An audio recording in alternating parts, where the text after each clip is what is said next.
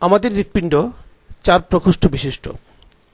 উপরের দুটিকে বলা হয় অলিন্দ, নিচের দুটিকে বলা হয় নিলয়। উপরের অলিন্দদ্বয় একটি পাতলা আন্ত অলিন্দ পর্দা দ্বারা বিভক্ত থাকে। ডান অলিন্দ ঊর্ধ্ব ও নিম্ন মহাশিরার মাধ্যমে দেহ থেকে কার্বন ডাইঅক্সাইড যুক্ত রক্ত গ্রহণ করে ফুসফুসে প্রেরণ করে।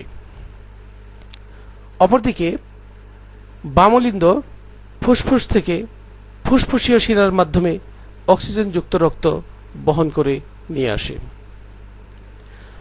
অলিন্দদ্বয় একটি মোটা প্রাচীর দ্বারা বিভক্ত থাকে। এই প্রাচীরকে বলা হয় আন্তঃনিলয় প্রাচীর। মূলত নিলয়দ্বয় একটি সংকোচন ও প্রসারণকারী অঙ্গবিশেষ।